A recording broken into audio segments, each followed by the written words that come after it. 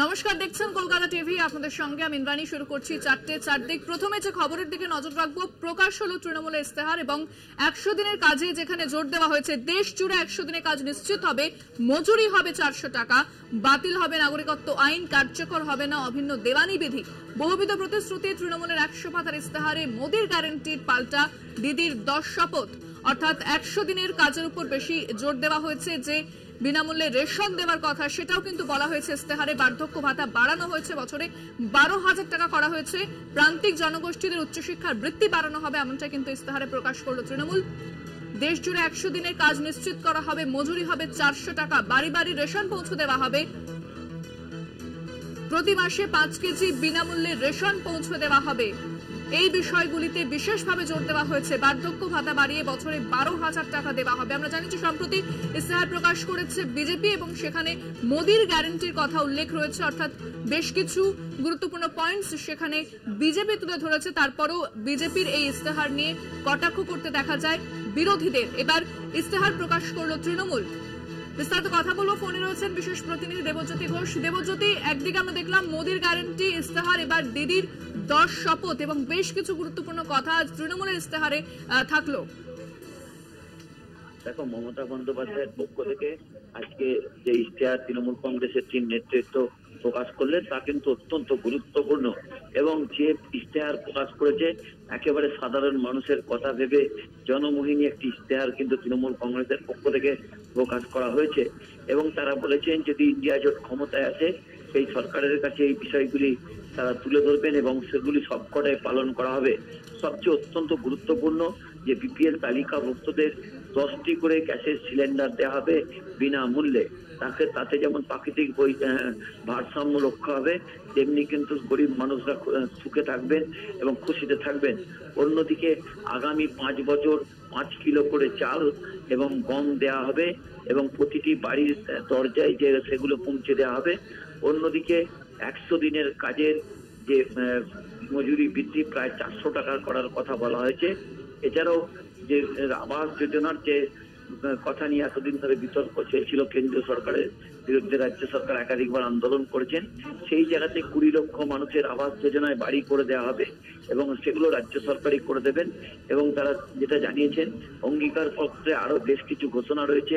সমাজের পিছিয়ে পড়া মানুষদের জন্য বেশ কিছু অঙ্গীকার কিন্তু এই ম্যানিফেস্টোতে তৃণমূল কংগ্রেসের পক্ষ থেকে করা হয়েছে। অর্থাৎ যে আজকে ম্যানিফেস্টো তৃণমূল কংগ্রেস প্রকাশ করলেন তা কিন্তু সাধারণ মানুষের মধ্যে যথেষ্ট সাড়া ফেলবে, কারণ সাধারণ মানুষের কথা ভেবেই কিন্তু মমতা বন্দ্যোপাধ্যায়ের দল তৃণমূল কংগ্রেস এই ম্যানিফেস্টো প্রকাশ করলেন এবং সেখানে একেবারে বৈজ্ঞানিকভাবে তৈরি বলে তৃণমূল কংগ্রেসের পক্ষ থেকে দাবি করা হয়েছে। এবং এই মুহূর্তে কিন্তু তৃণমূল কংগ্রেসের পক্ষ থেকে এই ম্যানিফেস্টোকে সামনে নিয়েই কিন্তু তারা আগামী দিনে 3য় দফা থেকে প্রচারে যাবেন। ধন্যবাদ দেবজ্যোতি। কথা বললাম বিশেষ প্রতিনিধি দেবজ্যোতি ঘোষের সঙ্গে। অর্থাৎ তৃণমূলের ইস্তেহার প্রকাশ, এ বিষয়ে আমরা আরো কথা বলবো। নিউজরুম থেকে রয়েছেন আমাদের সঙ্গে আমাদের পলিটিক্যাল এডিটর আশিস চট্টোপাধ্যায়। এবং আশিসদা, প্রথমেই যে বিষয়টা বলবো, আমরা কিছুদিন আগেই দেখলাম বিজেপির ইস্তেহার প্রকাশ হলো, যেটা বলা হচ্ছে যে মোদির গ্যারান্টি, এবার মোদির গ্যারান্টির পাল্টা দিদির 10 শপথ। যদি তুল্যমূল্য বিচার করি কিভাবে করবো এবং দিদির এই 10 শপথ মোদির গ্যারান্টি থেকে কিভাবে আলাদা? দেখো, যে দলিল আমাদের কাছে আসতে শুরু করেছে, এখনো সাংবাদিক সম্মেলন খানিকক্ষণ আগে শুরু হয়েছে, তাতে আমরা প্রাথমিকভাবে দেখতে পাচ্ছি দুটো দিক রয়েছে। একটা দিক হচ্ছে অর্থনৈতিকভাবে গরিব অংশের মানুষের পাশে দাঁড়ানো এবং সেটা রান্নার গ্যাস সস্তায় বা বিনামূল্যে দেওয়া অথবা বাড়িতে রেশন পৌঁছে দেওয়া ইত্যাদি অনেকগুলো অর্থনৈতিকভাবে গরিব অংশের মানুষের পাশে দাঁড়াবার কথা এখানে বলা হয়েছে। এটার নাম দেওয়া হয়েছে দিদির শপথ। অর্থাৎ এই শপথ দিদি বা তৃণমূল কংগ্রেস, মমতা বন্দ্যোপাধ্যায় তারা নিচ্ছেন। আর একটা দিক হচ্ছে রাজনৈতিক দিক। এই রাজনৈতিক দিকটি খুবই গুরুত্বপূর্ণ, কেননা এখানে কতগুলো কথা বলা হয়েছে যা যথেষ্ট মানে তীব্রতার সঙ্গে বিজেপির যে রাজনৈতিক পরিস্থিতি অবস্থান তার বিপক্ষে দাঁড়াচ্ছে। তার মধ্যে একটি হচ্ছে সিএএ এবং এনআরসি করতে দেব না। এটা কিন্তু বক্তৃতায় বা সাধারণভাবে দীর্ঘদিন ধরেই মমতা বন্দ্যোপাধ্যায় এবং তৃণমূলের অন্য নেতারাও বলে আসছেন। মমতা বন্দ্যোপাধ্যায়ের বলাটা আরও গুরুত্বপূর্ণ এই কারণে যে তিনি মুখ্যমন্ত্রী। তিনি বলেছেন সিএএ এনআরসি করতে দেব না, অর্থাৎ তিনি বারবার যে কথাটা বলে আসছেন, যারা ভোটার, যারা ভোট দিচ্ছে, যাদের আধার কার্ড আছে, যাদের প্যান কার্ড আছে, তাদের আবার নতুন করে কি নাগরিকত্বের প্রমাণ দিতে হবে? তারা তো নাগরিক, এবং সেই নাগরিকদের ভোটেই তো রাজ্য সরকার, কেন্দ্রীয় সরকার সবাই নির্বাচিত হচ্ছে, পঞ্চায়েত সেগুলো নির্বাচিত হচ্ছে। সেই যে কথাটা, সেটা এবারে দলিল আকারে নির্বাচনী ইশতেহারে লেখা হলো। এখানে বলা হলো যে সিএ এবং এনআরসি করতে দেওয়া হবে না। প্রসঙ্গত মনে করা যেতে পারে যে সিএর ব্যাপারে গত কাল এবং তার আগেও খোদ প্রধানমন্ত্রী সরব হয়েছেন এবং তিনি সিএ এর সপক্ষে নানান কথা বলেছেন। এবারে তৃণমূল বলে দিল সিএ এখানে করতে দেবেন না তারা। আরেকটি গুরুত্বপূর্ণ ব্যাপার হচ্ছে ইউনিফর্ম সিভিল কোড বা সকলের জন্য একই দেওয়ানি বিধি, এর বিরোধিতা করল তৃণমূল। এটা খুবই গুরুত্বপূর্ণ এই কারণে যে ইউনিফর্ম সিভিল কোড বা অভিন্ন দেওয়ানি বিধি বাস্তবায়িত করবার কথাই বিজেপির ৭৬ পাতার ইশতেহারে বলা হয়েছে। বিজেপির ইশতেহারে কিন্তু এবারে এনআরসির কোনো উল্লেখ করা হয়নি, কিন্তু ইউনিফর্ম সিভিল কোডের উল্লেখ করা হয়েছে। এবং আমরা এটাও জানি যে বিজেপি শাসিত একাধিক রাজ্য তারা এ ব্যাপারে নির্দিষ্ট আইনি পদক্ষেপ নিয়েছে এবং দু একটি রাজ্যে ইউনিফর্ম সিভিল কোড চালু করে দেওয়া হয়েছে। এই ব্যাপারে মমতা বন্দ্যোপাধ্যায় এর আগেই তার বিরোধিতা জানিয়েছিলেন। এবারে নির্বাচনী ইশতেহারে অভিন্ন দেওয়ানি বিধির বিরোধিতা করে তার আগের যে অবস্থান, রাজনৈতিক অবস্থান, তাকেই আরও আনুষ্ঠানিকভাবে সামনে নিয়ে এলো তৃণমূল। এটাই সাধারণভাবে মনে হচ্ছে। এছাড়াও আশিস, আমরা দেখলাম যে ইস্তাহারে যেখানে বারবার করে এবং যে বিষয়টা নিয়ে মমতা বন্দ্যোপাধ্যায় সহ তৃণমূল নেতৃত্ব তারা সরব হয়েছেন, ১০০ দিনের কাজ, সেই ১০০ দিনের কাজে সেটা নিশ্চিত করা হবে এমনটা বলা হচ্ছে এবং মজুরি বাড়িয়ে ৪০০ টাকা করা হবে এটাও বলা হচ্ছে। অর্থাৎ এই নির্বাচনের সামনে কিন্তু এটাও একটা গুরুত্বপূর্ণ বিষয়। দেখো, ১০০ দিনের কাজ বলতে আমরা সাধারণভাবে যে প্রকল্পটিকে উল্লেখ করে থাকি সেটা একটি কেন্দ্রীয় প্রকল্প। এখন কেন্দ্রীয় প্রকল্পের মজুরি বৃদ্ধি ইত্যাদি কেন্দ্রীয় সরকারের সিদ্ধান্তের ওপরে নির্ভর করে। সুতরাং এইটা যদি কেন্দ্রীয় প্রকল্প সম্পর্কেই বলা হয়ে থাকে তাহলে এটা মনে করা হতে পারে যে তৃণমূল সহ বন্ধু দলগুলো কেন্দ্রে সরকার গঠন করবে এবং সেইখানে সেই সরকার ৪০০ টাকা মজুরি করবে ১০০ দিনের কাজে। এইটাই এখানে মনে করা যেতে পারে, কেননা রাজ্য সরকার যদি আলাদা করে কোনো প্রকল্প করে তাহলে সেটা তো রাজ্য সরকার সেইভাবে বলতো। এখানে বলা হয়েছে যে ১০০ দিনের কাজের মজুরি ৪০০ টাকা করা হবে, অর্থাৎ কেন্দ্রে তৃণমূল সহ বন্ধু দলগুলো সরকার গঠন করলে এমএনরেগায় যে মজুরি, সেই মজুরি বিপুলভাবে বাড়ানো হবে, এই প্রতিশ্রুতি তৃণমূলের ইশতেহারে দেওয়া হয়েছে। আশিসদা, সঙ্গে থাকুন, আমাদের সঙ্গে এই মুহূর্তে ফোনে রয়েছেন বিজেপি নেতা রাহুল সিনহা। আপনাকে স্বাগত জানাবো। মোদি গ্যারান্টি, অর্থাৎ কিছুদিন আগেই প্রধানমন্ত্রী নরেন্দ্র মোদি ইস্তেহার প্রকাশ করেছিলেন, এবার তৃণমূল ইস্তেহার প্রকাশ করলো এবং 10টি শপথের কথা বলা হয়েছে। কি বলবেন এই বিষয়ে? যে রাজনৈতিক দলটা বাংলার বাইরে কিচ্ছু নেই, এক আধটা শখ করে আসামি আর এখানে সিট দিয়েছে, সেই পার্টির ইস্তাহারের কি মূল্য আছে? যে সমস্ত প্রতিশ্রুতি দিয়েছে, এই করব সেই করব, এটা রাজ্য বিধানসভার নির্বাচন নয়। তৃণমূল যদি ভুলে যায় যেটা বিধানসভার নির্বাচন, বিধানসভা জিতে সরকার করে এটা করব সেটা করব, হতে পারে। এই পার্টির অস্তিত্ব নেই, এই দলই তো বিজেপিকে টক্কর দিচ্ছে বাংলায়। আরে বাংলা একটা করুক না, বাংলায় কে বারণ করেছে? বাংলার জন্য ইস্তাহার করুক, এটা সারা দেশের ইলেকশন, কেন্দ্রীয় সরকার করার প্রশ্ন। অতএব সেখানে ইস্তাহার কে করবে? গায়ে মানে না আপনি মোড়ল। সেক্ষেত্রে বিজেপি যখন ইস্তাহার, আমাদের সঙ্গে যোগাযোগ বিচ্ছিন্ন হয়ে গিয়েছে, তবে ধন্যবাদ জানাবো। আমি আবারও চলে যাব, আমার সঙ্গে রয়েছে নিউজ রুম থেকে আমাদের পলিটিক্যাল এডিটর আশিস চট্টোপাধ্যায়। আশিস, যেটা বিজেপি যখন ইস্তেহার প্রকাশ করেছিল বিরোধী দলগুলো বারবার বলছিল বেকারত্বের সেখানে কোনো বিশেষভাবে উল্লেখ নেই, মূল্যবৃদ্ধির কোনো উল্লেখ নেই, যেগুলো গুরুত্বপূর্ণ ইস্যু তার কোনো উল্লেখ নেই। অথচ তাদের যেসব তারা অর্থাৎ মোদী সরকার তার কার্যকালে যা যা কাজ করে এসেছে সেসব উল্লেখ রয়েছে। এটা তারা এই যে ইস্তেহার তারা মানে না। হ্যাঁ, সেটা তো বলেছিল, তবে তৃণমূলের ইস্তেহারে এমন অনেকগুলো কথা আছে যেটা খুবই গুরুত্বপূর্ণ।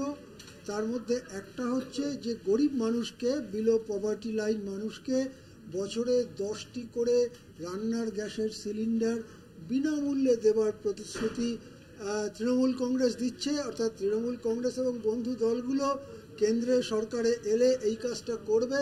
আমরা মনে করতে পারি যে মমতা বন্দ্যোপাধ্যায় বরাবরই এই রান্নার গ্যাস সস্তায় মানুষকে দেবার ব্যাপারে কথা বলে এসছেন।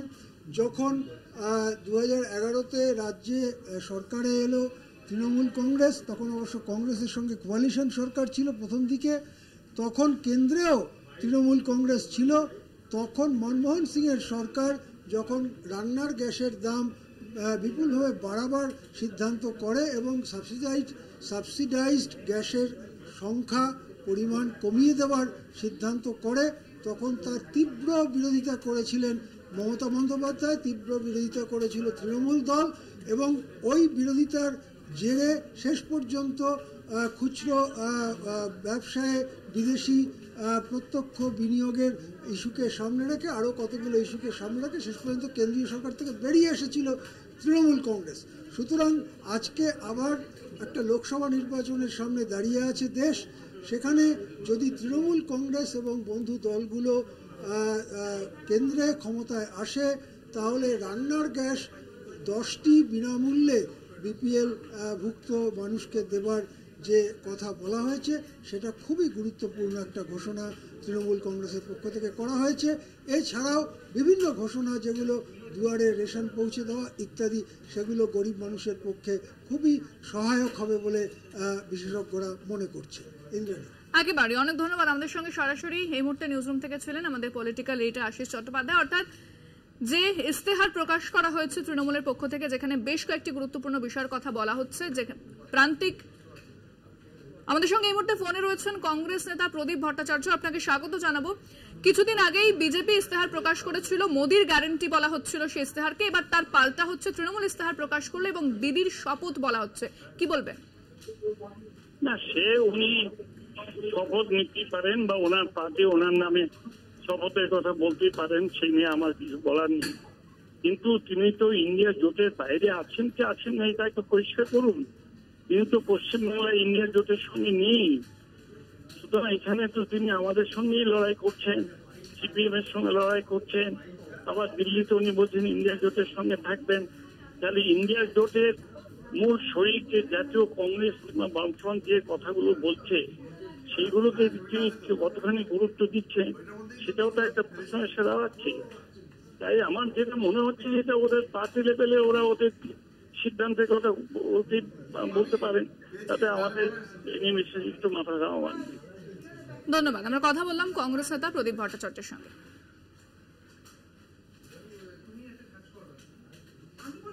এখন সময় একটা বিরতির, সঙ্গে থাকুন। ফিরে এলাম বিরতির পর। যে খবরের দিকে নজর রাখবো, 19 এপ্রিল প্রথম দফার ভোট গ্রহণ। 3টি লোকসভা আসনে মোট ভোট গ্রহণ কেন্দ্র 5814টি। এর মধ্যে সংবেদনশীল কেন্দ্র 837টি। জলপাইগুড়িতে সবচেয়ে বেশি সংবেদনশীল কেন্দ্র চিহ্নিত করেছে কমিশন, এমনটাই জানা যাচ্ছে। এ বিষয়ে বিস্তারিত কথা বলবো। ফোনে রয়েছেন আমাদের প্রতিনিধি সত্য সুন্দর ভট্টাচার্য। সত্য, কমিশন সূত্রে এখনো পর্যন্ত কি জানা যাচ্ছে? দেখো, আগামী 19 এপ্রিল শুক্রবার প্রথম দফায় যে ভোট গ্রহণ প্রক্রিয়া রয়েছে তাতে মোট 5814টি ভোট গ্রহণ কেন্দ্র রয়েছে। এই 5814টি ভোট গ্রহণ কেন্দ্রের মধ্যে 837টি ভোট গ্রহণ কেন্দ্রকে সংবেদনশীল হিসেবে চিহ্নিত করেছে নির্বাচন কমিশন। এবং যে 3টি লোকসভা আসনে নির্বাচন রয়েছে তার মধ্যে কোচবিহার, আলিপুরদুয়ার এবং জলপাইগুড়ি, এই 3টি আসনের মধ্যে জলপাইগুড়ি কেন্দ্রেই সবচেয়ে বেশি সংবেদনশীল ভোট গ্রহণ কেন্দ্র চিহ্নিত করেছে নির্বাচন কমিশন। সেখানে সংখ্যাটা 382। অর্থাৎ জলপাইগুড়িতে মোট ভোট গ্রহণ কেন্দ্র রয়েছে 1904টি, তার মধ্যে 382টিকে সংবেদনশীল ভোট গ্রহণ কেন্দ্র চিহ্নিত করা হয়েছে। অন্যদিকে কোচবিহারে ভোট গ্রহণ কেন্দ্র রয়েছে 2043টি, তার মধ্যে 196টিকে সংবেদনশীল চিহ্নিত করেছে নির্বাচন কমিশন। এবং জলপাইগুড়ি যে আসনটি রয়েছে লোকসভা আসন, সেখানে ভোট গ্রহণ কেন্দ্র রয়েছে 1867টি, তার মধ্যে সংবেদনশীল ভোট গ্রহণ কেন্দ্র রয়েছে 159টি। অর্থাৎ সেই সংখ্যার নিরিখে যদি আমরা দেখি তাহলে জলপাইগুড়ি লোকসভা আসনে কিন্তু সবচেয়ে বেশি সংবেদনশীল ভোট গ্রহণ কেন্দ্র রয়েছে। ইতিমধ্যেই কেন্দ্রীয় বাহিনী সেখানে মোতায়েন করা হয়েছে এবং আগামীকাল থেকেই কিন্তু সেখানে ভোট কর্মীরা বিভিন্ন বুথের উদ্দেশ্যে রওনা দেবেন। সেক্ষেত্রে প্রত্যেকটি ক্ষেত্রে ভোট প্রক্রিয়াতে যাতে প্রয়োজনীয় ব্যবস্থা থাকে এবং নির্ভয়ে যাতে ভোট দিতে পারেন ভোটাররা, সে বিষয়ে কিন্তু কড়া নজর রেখেছে নির্বাচন কমিশন এবং 100% বুথেই ওয়েবকাস্টিং এর ব্যবস্থা করা হয়েছে। ধন্যবাদ সত্য। কথা বললাম প্রতিনিধি সত্য সুন্দর ভট্টাচার্যের সঙ্গে। জলপাইগুড়িতে সবচেয়ে বেশি সংবেদনশীল কেন্দ্র চিহ্নিত করেছে কমিশন, এমনটা কিন্তু জানা যাচ্ছে। এখনো পর্যন্ত 837টি সংবেদনশীল কেন্দ্র রয়েছে জলপাইগুড়িতে।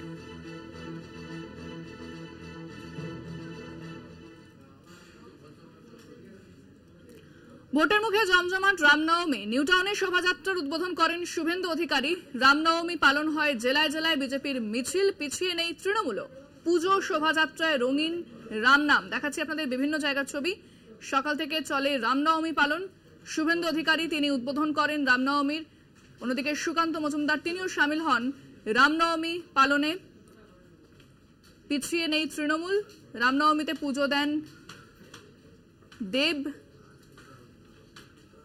রামনবমী পালন করতে দেখা যায় শতাব্দীকেও। জেলায় জেলায় রামনবমী পালন বিজেপির, পিছিয়ে নেই তৃণমূলও।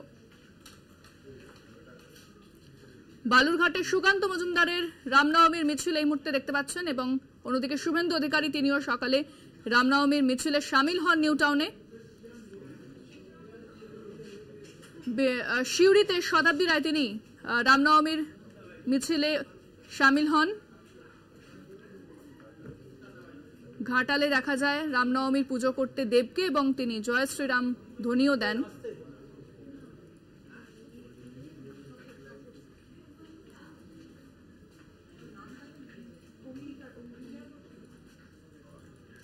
হাওড়ায় বিজেপির রামনবমী মিছিলে তরোয়াল হাতে বিজেপি কর্মীরা। শোভাযাত্রায় ছিলেন বিজেপি প্রার্থী রথিন চক্রবর্তী। সম্প্রতি হাওড়ার অন্য একটি মিছিল নিয়ে হাইকোর্ট নির্দেশ দেয় যে অস্ত্র হাতে মিছিল করা যাবে না, কিন্তু আবারও অস্ত্র হাতে মিছিল করতে দেখা যায় রামনবমীর হাওড়াতে।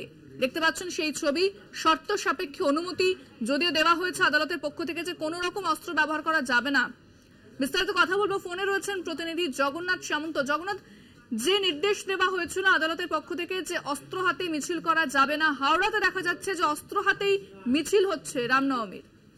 একেবারে তুমি ঠিকই বলেছো। এখানকার বিজেপি লোকসভা কেন্দ্রের প্রার্থী রথিন চক্রবর্তী শিবপুর রামরাজাতলা এবং শিবপুরের বিভিন্ন জায়গায়, শিবপুর মন্দির তলায় দেখা গেল একটি মিছিলে যে অস্ত্র হাতে তারা মিছিল করছে, শুধু তরোয়াল নিয়ে মিছিল করছে এবং প্রায় এক না একাধিকের হাতে দেখা গেল অস্ত্র। এবং এটা হাইকোর্ট বারবার বলেছিল যে এখানে মিছিলের লোক সংখ্যা কম, আশেপাশে অস্ত্র হাতে মিছিল করা যাবে না, কিন্তু হাওড়ার বেশ কিছু মিছিলে দেখা গেল অস্ত্র নিয়ে মিছিল করতে এবং হাইকোর্টের নিয়ম একেবারেই উপেক্ষা করেই এই মিছিল করলেন। সঙ্গে একাধিক লোক ছিল এবং গাড়িও সঙ্গে ছিল। যে হাইকোর্টের নিয়ম বলেছিল, হাইকোর্টের যে নির্দেশিকা দেওয়া ছিল যে একাধিক লোক নিয়ে নেওয়া যাবে না, 200-র বেশি লোক নেওয়া যাবে না, অস্ত্র নেওয়া যাবে না, ডিজে বাজানো যাবে না, কোনোটাই তারা মানলেন না। এবং একেবারে হাওড়ার বিভিন্ন জায়গায়, শিবপুর থেকে শুরু করে মন্দিরতলা, বিভিন্ন জায়গায় অস্ত্র মিছিলে দেখা গেল সকাল থেকে এবং বিজেপি কর্মীদেরও তার সঙ্গে যুক্ত ছিল। একেবারে জগন্নাথ, তুমি সঙ্গে থাকো। এই মুহূর্তে আমরা শুনবো কি বলেছেন রথিন চক্রবর্তী।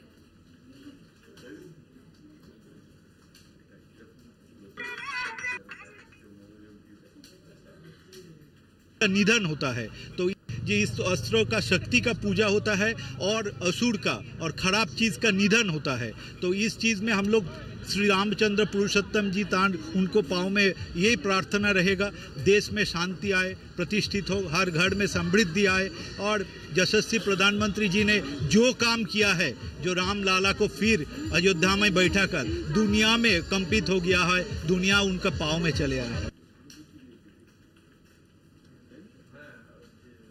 হাওড়ায় তৃণমূলের উদ্যোগে রামনবমী, হনুমান মন্দির থেকে শোভাযাত্রায় তৃণমূল প্রার্থী প্রসূন বন্দ্যোপাধ্যায়কে দেখা যায়। অরূপ রায় সহ জেলা নেতৃত্ব সামিল হন মিছিলে। এ বিষয়ে বিস্তারিত কথা বলবো, ফোনে রয়েছেন প্রতিনিধি জগন্নাথ সামন্ত। জগন্নাথ, বিজেপি যেরকম রামনবমী পালন করছে, এবার কিন্তু পিছিয়ে নেই তৃণমূল। দেখা যাচ্ছে প্রসূন বন্দ্যোপাধ্যায় সহ জেলা তৃণমূল নেতৃত্ব তারা সামিল হয়েছেন মিছিলে।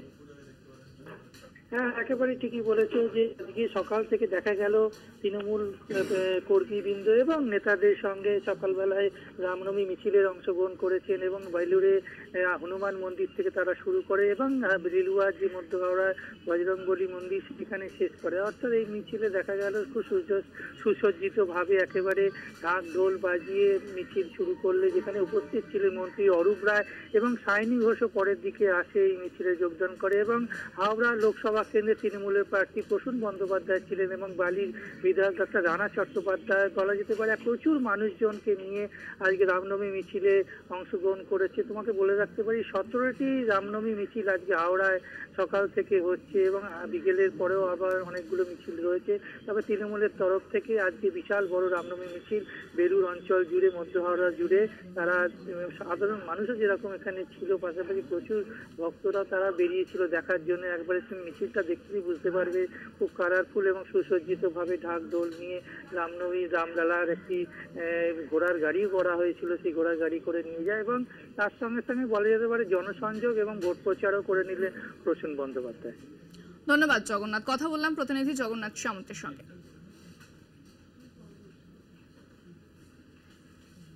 অন্যদিকে বীরভূমের মুরারইয়ে বিজেপির অবরোধ, বিজেপির রামনবমীর মিছিল আটকায় পুলিশ। রাস্তায় বসে প্রতিবাদ বিজেপি প্রার্থী দেবাশিস ধরের। অবরোধে সামিল হন বিজেপি জেলা সভাপতিও।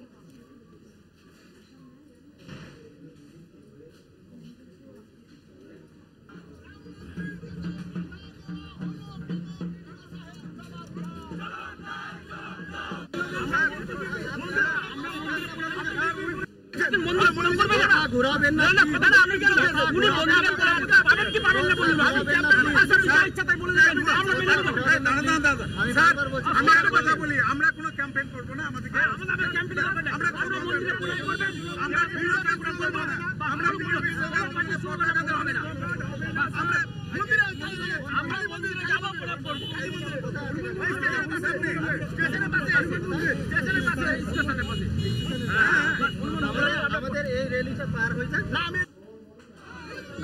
এ বিষয়ে বিস্তারিত কথা বলবো, ফোনে রয়েছেন প্রতিনিধি মনা বীরবংশী। মনা, এই মুহূর্তে কি পরিস্থিতি এবং কি অভিযোগ উঠছিল?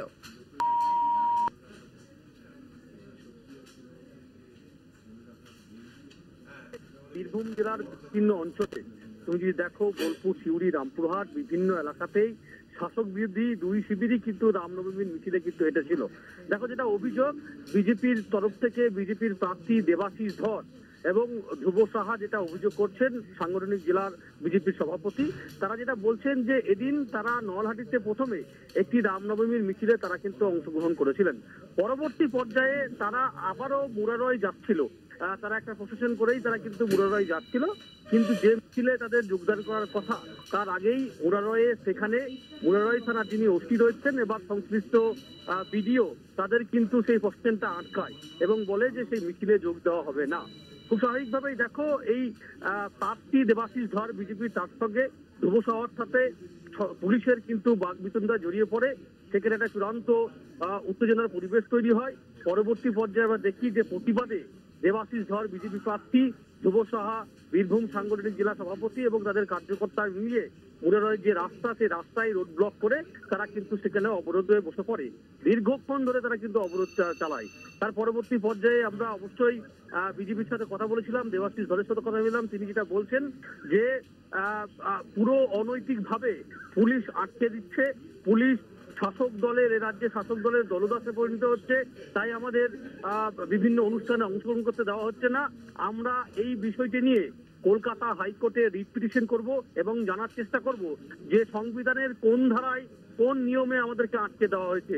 সব মিলিয়ে দেখো, এদিন বীরভূমের রামপুরহাটের যে মুরারই, সেই মুরারয়ে মিছিলে যোগদান করতে বাধাকে কেন্দ্র করে রীতিমতো উত্তেজনা পরিবেশ তৈরি হয় এবং এলাকায় কিন্তু যথেষ্টই কিন্তু পরিবেশ কিন্তু একেবারে উত্তপ্ত হয়ে উঠেছে। পরবর্তীকালে আমরা দেখি যে দেবাশিস বাবু আবার বেশ কিছুক্ষণ ধরেই সেখানে অবরোধ চালানোর পর তখন সেখান থেকে অন্যত্র গিয়ে তিনি কিন্তু সেই এরপর কি মিছিল হয় নাকি সেখানেই বন্ধ হয়ে যায় মিছিল? দেখো সেখানেই কিন্তু মিছিল, সেখান থেকে মিছিল তারা করছিল, তাদের একটা বড় একটা শোভাযাত্রা তারা যাচ্ছিল, সেই মিছিলটাকেই কিন্তু আটকানো হয় এবং তাদেরকে বলা হয় যে মূলত যে মিছিলটাই তারা অংশগ্রহণ করবে সেখান থেকে তাদের যেতে দেওয়া হবে না। পুলিশের তাদের সেটা বাধা ছিল এবং পুলিশের পক্ষ থেকে বলা হয়েছিল যেহেতু তুমি বুঝতেই পারছো যে এই মুহূর্তে দাঁড়িয়ে তুমি সঙ্গে থাকো, এই মুহূর্তে একটি ছবি দেখাবো যেখানে বীরভূমের বিজেপি প্রার্থী দেবাশিস ধর তিনি অস্ত্র হাতে মিছিলে শামিল হয়েছেন। দেখতে পাচ্ছেন সেই ছবি দেবাশিস ধরের, যেখানে তিনি অস্ত্র হাতে শামিল হয়েছেন এবং হাইকোর্টের পক্ষ থেকে যে স্পষ্টভাবে জানিয়ে দেওয়া হয়েছিল যে শর্ত সাপেক্ষে অনুমতি দেওয়া হয় রামনবমী মিছিলে, তার শর্ত ছিল যে কোনো অস্ত্র ব্যবহার করা যাবে না এই মিছিলে। কিন্তু বিজেপি প্রার্থী দেবাশিস ধরের হাতে সেই মিছিলে দেখা যাচ্ছে যে বিজেপি প্রার্থী দেবাশিস ধরের হাতে অস্ত্র রয়েছে রামনবমীর মিছিলে। পাশাপাশি বেশ কয়েকজন অস্ত্র নিয়ে হাঁটছেন এই রামনবমীর মিছিলে, দেখা যাচ্ছে সেই ছবি।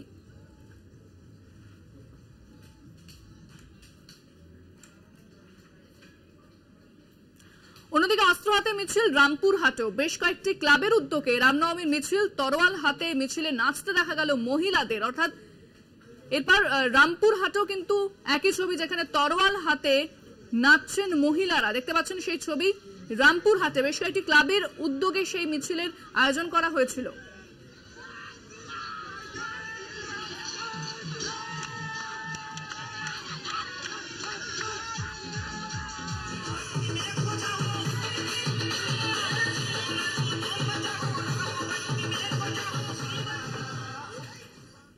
ফোনে রয়েছেন প্রতিনিধি মনা বীরবংশী। মনা, রামপুরহাটে দেখা যাচ্ছে রামনবমী মিছিলে অস্ত্র, মহিলারা নাচছেন মিছিলে।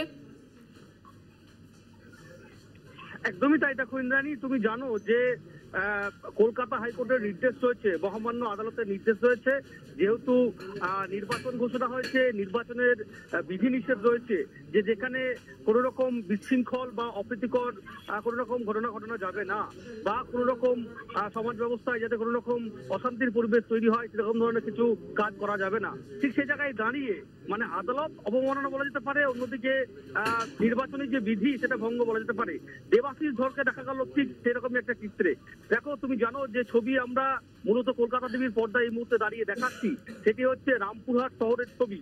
রামপুরহাট শহরেও রামনবমী যে অনুষ্ঠান উপলক্ষে কিন্তু সেখানে শোভাযাত্রা মিছিল বের হয়, কিন্তু সেখানে দেখা যায় বীরভূম লোকসভা কেন্দ্রের বিজেপি প্রার্থী দেবাশিস ধর তিনি তলোয়ার হাতে রয়েছেন। শুধু তাই নয়, তার পাশাপাশি আমরা দেখতে পাচ্ছি যে তার পাশেই বীরভূম বিজেপির সাংগঠনিক জেলা সভাপতি ধ্রুব সাহা, তিনিও কিন্তু অস্ত্র হাতে কিন্তু মিছিল করেন এবং যে মিছিলের ছবি সামনে আসতেই রীতিমতো বিতর্ক সৃষ্টি হয়েছে। অবশ্যই দেখো ইন্দ্রাণী, আমরা কথা বলছিলাম দেবাশিস ধরের সঙ্গে, তিনি যেটা বলছেন যে তিনি কোনো আইন হাতে নেননি, তিনি কোন রকম বিশৃঙ্খলা তিনি করেননি। তিনি বলছেন যে তলোয়ার আমরা হাতে অস্ত্র নিয়েছি, এটি কাঠ এবং প্লাস্টিকের তৈরি। অন্যদিকে অবশ্যই ধ্রুব সাহা এই পুরো বিষয়টাই কিন্তু একেবারে আপাতত ধন্যবাদ মনা। কথা বললাম প্রতিনিধি মনা বীরবংশীর সঙ্গে। বীরভূমের রামপুরহাটে অস্ত্র হাতে মিছিলে যোগ দিলেন বিজেপি নেতা জগন্নাথ চট্টোপাধ্যায়। প্রাক্তন সাংবাদিক জগন্নাথ চট্টোপাধ্যায় হাতে কলম ছেড়ে হাতে কলমে অস্ত্র।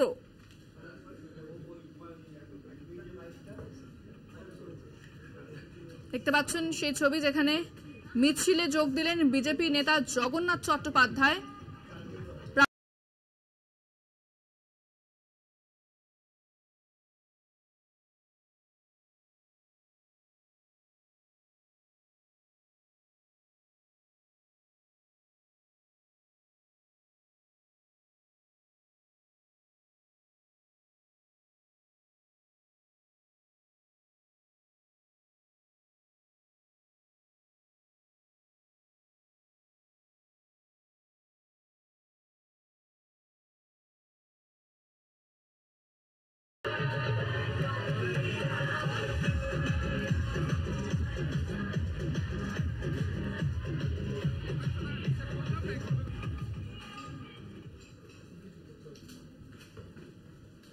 সিউড়িতে রামনবমী পালন, শতাব্দী রায়ের সঙ্গে ছিলেন জেলা কমিটির সদস্য বিকাশ রায় চৌধুরী।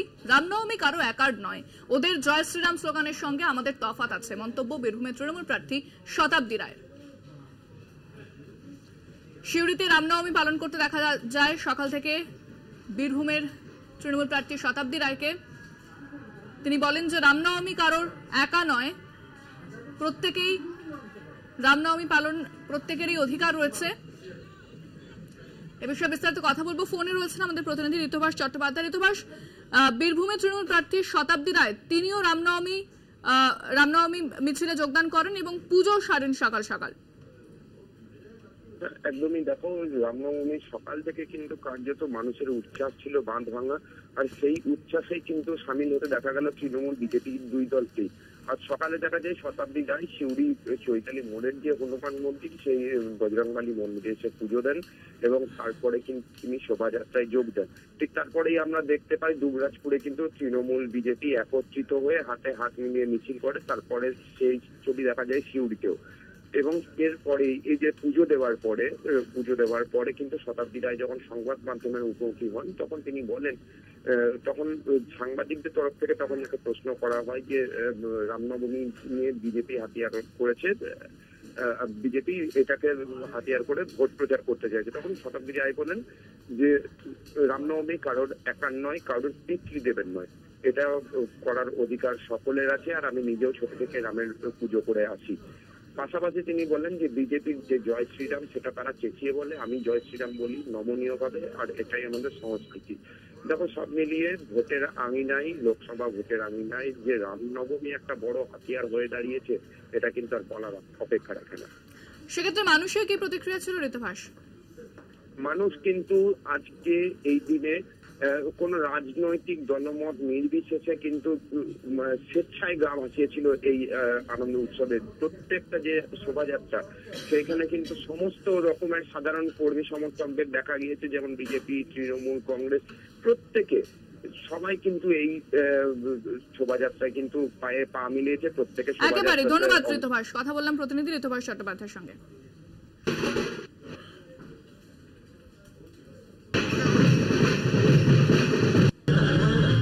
প্রতিটি মানুষই রামের ভক্ত, তারা সবাই মিলে একসঙ্গে হয়ে রামনবমী উদযাপন করা। বিজেপি বলছে তৃণমূল নামতে বাধ্য হলো,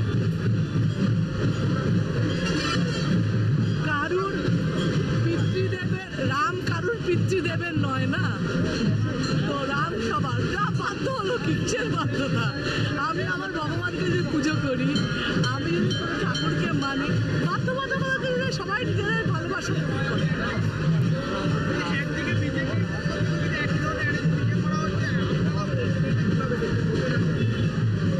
আমরা রামকে আমাদের মতো দেখছি, ওরা রামকে আপনাদের মতো দেখছে, যে যার ঈশ্বর সবার, যে যেভাবে দেখে তা সেভাবে দেখুন। তফাৎ হচ্ছে আমরা যে জয় শ্রীরাম বলি, আমরা বলছি জয় শ্রীরাম, এটা হচ্ছে ঠাকুরের নাম জয় শ্রীরাম। ওরা জয় শ্রীরাম, এটা কিন্তু স্লোগান নয়, ওটা কিন্তু ঈশ্বর ডাকা নয়, ওটা হচ্ছে যেটা সেটা আর বললাম না, কিন্তু ভক্তি যদি হয় জয় শ্রীরামের বলা উচিত। তো জয় শ্রীরাম বলে করে রামকে ডাকিয়ে দিয়ে আমরা রামই বলছি। দেবের মুখেও জয় শ্রীরাম স্লোগান। ঘাটালের কুশপাতায় রাম মন্দিরে পুজো দিলেন দেব। হেঁটে রামনবমীর শোভাযাত্রায় অংশ নিলেন। হিরণের কটাক্ষের জবাবে বললেন জয় শ্রীরাম। ফোনে রয়েছেন প্রতিনিধি মধুসূদন ভট্টাচার্য। মধুসূদন, দেবও কিন্তু রামনবমীর পুজো সারেন সকাল সকাল। দেখো ইন্দ্রাণী, একেবারে কিন্তু ঘাটাল যে কুশপাতা এলাকা, সেই কুশপাতা এলাকায় রাম মন্দিরে পুজো দেন। আজ রামনবমী আছে, রামনবমী উপলক্ষে ঘাটাল কুশপাতা এলাকায় রাম মন্দিরে পুজো দেওয়ার পরে তিনি একটি পদযাত্রাতে অংশগ্রহণ করেন এবং সেখানেই তিনি দেব মন্তব্য করেন যে জয় শ্রীরাম। এই জয় শ্রীরাম কিন্তু দেবের মুখ থেকে শোনা গেল। আর এটাই কিন্তু লক্ষ্য করা গেল ঘাটালে আজ রামনবমী, আর সেই রামনবমী উপলক্ষে ঘাটালে দেবের মুখে কিন্তু জয় শ্রীরামের ধ্বনি কিন্তু শোনা গেল। ইন্দ্রাণী, ধন্যবাদ।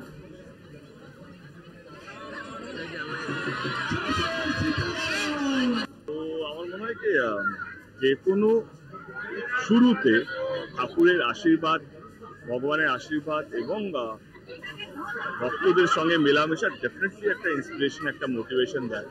এবং যদি রাম নবমী নিয়ে বলো তো আমি একটাই কথা বলবো যে বাংলার কালচারের মধ্যে যেটা আমরা সবসময় বলি 12 মাসে 13 পার্বণ, মানে কিছুদিন বিশালক্ষী মায়ের চলছে, বাসন্তী পুজো চলছে, হচ্ছে।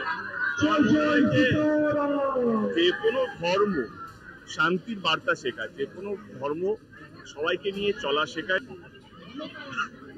ধর্ম নিয়ে রাজনীতি করছে তৃণমূল। জয় শ্রীরাম। রামনবমীর আগের রাতে যাদবপুর বিশ্ববিদ্যালয়ে রামনবমী অনুষ্ঠানের অনুমতি প্রত্যাহার নিয়ে তুমুল বিতর্ক। ঘটনায় তৃণমূল ও সিপিএম বিঁধেছেন শুভেন্দু অধিকারী। শুভেন্দু অধিকারীকে পাল্টা তোপ দেখেছে তৃণমূল ও সিপিএম।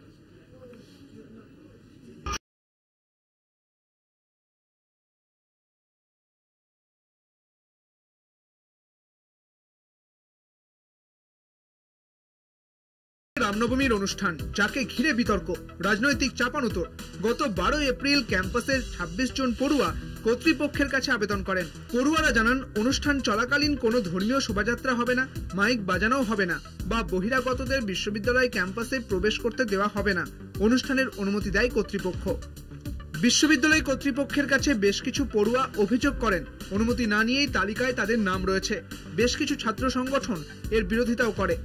এরপরই যাদবপুর বিশ্ববিদ্যালয় কর্তৃপক্ষ নতুন বিজ্ঞপ্তি জারি করে। আগের অনুমতি প্রত্যাহার করা হয়। বেশ কিছু পড়ুয়াদের গ্রুপ থেকে সাম্প্রদায়িক হুমকি আসছে বলেও অভিযোগ ওঠে। এ নিয়ে পরবর্তীতে বড় কোনো সমস্যা তৈরি করতে পারে বলে আশঙ্কা কর্তৃপক্ষের। কর্তৃপক্ষের এই সিদ্ধান্তের পিছনে তৃণমূলের হাত রয়েছে বলে দাবি শুভেন্দু অধিকারীর। এর আগে র্যাগিং করে একটা গরিব বাড়ির ছাত্রকে মেরে ফেলার পরে যুব মোর্চার প্রতিবাদে আমি গেছিলাম। আমাকে কিভাবে গাড়ির সামনে এসে মাওবাদী পরিচয় দিয়ে আক্রমণ করার চেষ্টা হয়েছিল আপনারা দেখেছেন, দেখিয়েছেন। স্বাভাবিকভাবে এই রাষ্ট্রবিরোধী, সংবিধান বিরোধী, ভারত বিরোধী টুকরে টুকরে গ্যাংকে মমতা ব্যানার্জির আশ্রয়ে প্রশ্রয়ে ওখানে পালিত করা হচ্ছে। আর এই কাজে মমতা ব্যানার্জির দোসর হচ্ছে সিপিএম, যাদের ঠাকুরদা, জ্যাঠা, দাদু সবাই চিনে থাকে। পাল্টা বিরোধী নেতাকে নিশানা করে তৃণমূল। শুভেন্দুর বিরুদ্ধে জোর করে শিক্ষা প্রতিষ্ঠানের দখলের অভিযোগ তুলেছে তৃণমূল। শুভেন্দুর সঙ্গে পড়াশোনার কোনো সম্পর্ক নেই, কটাক্ষ সিপিএম এর। বিজেপি তো ছিল না ওখানে, এবং বিজেপির কোনো অস্তিত্ব নেই। এবং এখানটাতে যে গায়ে জোর দিয়ে সবকিছু সরিয়ে দেওয়ার মতন, যেটা জেএনইউ মানে জওহরলাল নেহরু বিশ্ববিদ্যালয়, দিল্লি বিশ্ববিদ্যালয় যেটা করেন, সেই তানাশাহি এই পশ্চিমবঙ্গে তো সেই তানাশাহি চলে না। আজকে এটা মানতে হবে যে পশ্চিমবঙ্গে গণতান্ত্রিক পরিবেশ আছে। লেখাপড়ার খবর বেশি জানাবার দরকার হয় না। উনি হনুমান চালিসা মুখস্থ করতে বেশি ভালোবাসেন, উনি সেগুলো করুন। যাদবপুর বিশ্ববিদ্যালয়ের ছাত্রছাত্রীরা গবেষণার কাজে রত থাকুক। রামনবমীর শোভাযাত্রা নিয়ে গত বছরই উত্তেজনা ছড়ায় রাজ্যের বিভিন্ন এলাকায়।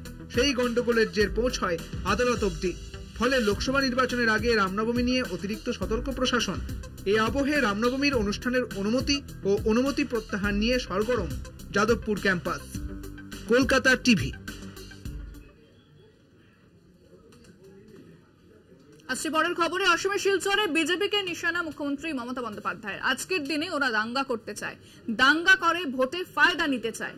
ওদের গ্যারান্টি হলো, যেটা বলেছেন মুখ্যমন্ত্রী,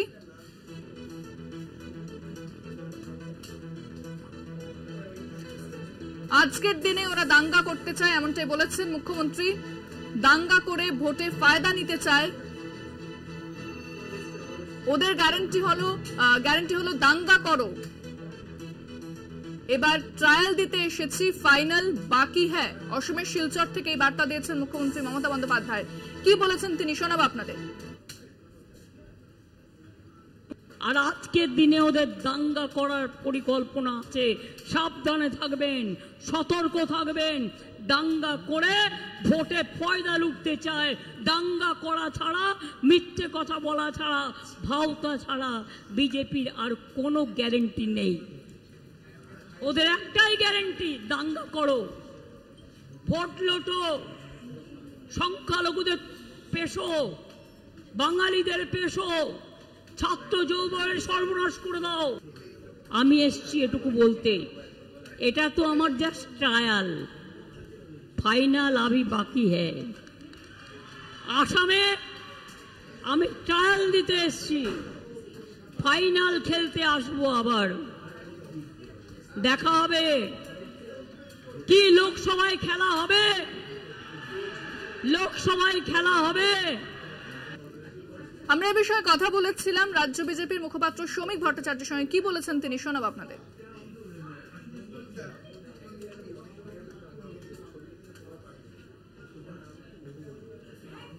আজ থেকে 15 বছরের আগের মমতা বন্দ্যোপাধ্যায় আজকের মমতা বন্দ্যোপাধ্যায়ের মধ্যে যে পার্থক্যটা আছে সেটা মানুষের দৃশ্যমানতার প্রতিষ্ঠা। মুখ্যমন্ত্রীর এ ধরনের বক্তব্য তার জন্য কোনো মানুষই গ্রহণ করছে না, বরং মানুষ অন্যান্য রাজ্যে তারা হাসছে, তারা শুনছে। এটাই আশ্চর্য যে এই সরকারটাকে কেন এখনো রেখে দিয়েছে সংবিধানের কাস্টাডিয়ানরা। মুখ্যমন্ত্রী প্রকাশ্যে দাঁড়িয়ে দাঙ্গার প্ররোচনা দিচ্ছেন, তিনি চেষ্টা করছেন, আপ্রাণ চেষ্টা করছেন দাঙ্গা লাগাতে। সুরাবর্তী যে ভাষায় কথা বলতেন 1946-এ, সুরাবর্তী দিদির মতো কথা বলছেন মমতা বন্দ্যোপাধ্যায়, এর বাইরে।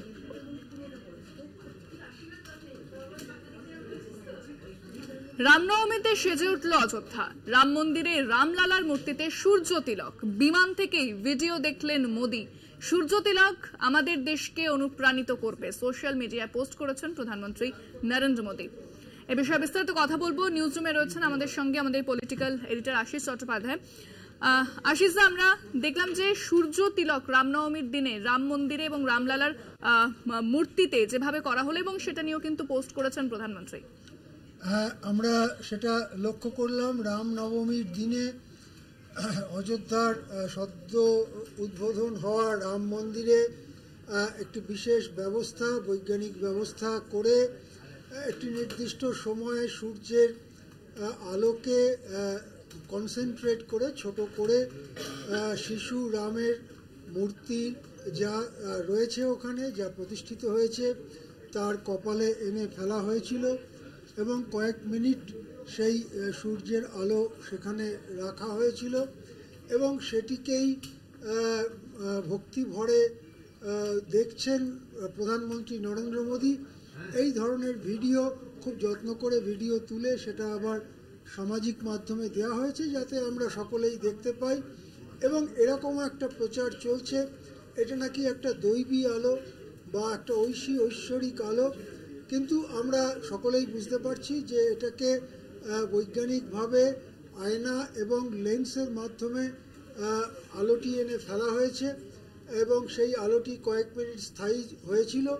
এই ধরনের সূর্যের আলো নির্দিষ্ট দিনে বা নির্দিষ্ট সময়ে মন্দিরের ভেতরে কোনো কোনো জায়গায় ফেলবার যে স্থাপত্য রীতি, এটা ভারতে অতি প্রাচীন এবং গত 1000 বছর ধরে আমাদের এখন যা মন্দির আছে তার আগের মন্দিরগুলো নেই।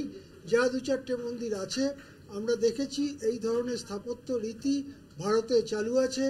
কেউ যদি কোণারকের সূর্য মন্দিরে যান অথবা কাশ্মীরের বহু প্রাচীন মার্তণ্ড সূর্য মন্দিরে যান তাহলে দেখতে পাবেন এই রকম সূর্যের আলো ফেলার ব্যবস্থা সেখানেও হয়েছিল। এখন অবশ্য ভেঙে চুরে অনেকটাই নষ্ট হয়ে গিয়েছে গোটা ব্যবস্থাটা। সেই রকমভাবেই এই সূর্যের আলো শিশু রাম বা রামলালার মূর্তির কপালে ফেলা হয়েছে, কিন্তু সেটাকে যেভাবে ভিডিও করে ব্যবহার করা হচ্ছে নির্বাচন যখন চলছে সেই রকম একটা সময়ে, অর্থাৎ রামের আবেগকে কাজে লাগিয়ে ভোট ধরার যে একটা ব্যবস্থা করার চেষ্টা করা হচ্ছে, সেইটার সঙ্গে প্রকৃত যে ঘটনা অর্থাৎ বিজ্ঞান ব্যবহার করে সূর্যের আলোকে রামের মুখের ওপরে ফেলা তার কোনো সম্পর্ক নেই। কিন্তু আমরা দেখেছি রামকে কিভাবে নানানভাবে ব্যবহার করে বিজেপি নিজের পক্ষে ভোট জড়ো করার চেষ্টা করছে। এটা সেই রকমই আরেকটা প্রচেষ্টা বলেই অনেকে মনে করছেন। ইন্দ্রাণী, একেবারে অনেক ধন্যবাদ আশিস। আমাদের সঙ্গে সরাসরি নিউজ রুম থেকে ছিলেন আমাদের পলিটিক্যাল এডিটর আশিস চট্টোপাধ্যায়। এবং যেভাবে রামনবমীর দিন সূর্য তিলক চলল রামলালার মূর্তিতে, সেই ছবি দেখলেন প্রধানমন্ত্রী এবং তিনি পোস্ট করলেন। 4টে 4 দিক এখন এ পর্যন্তই। দেখতে থাকুন কলকাতা টিভি, রাত 3 7।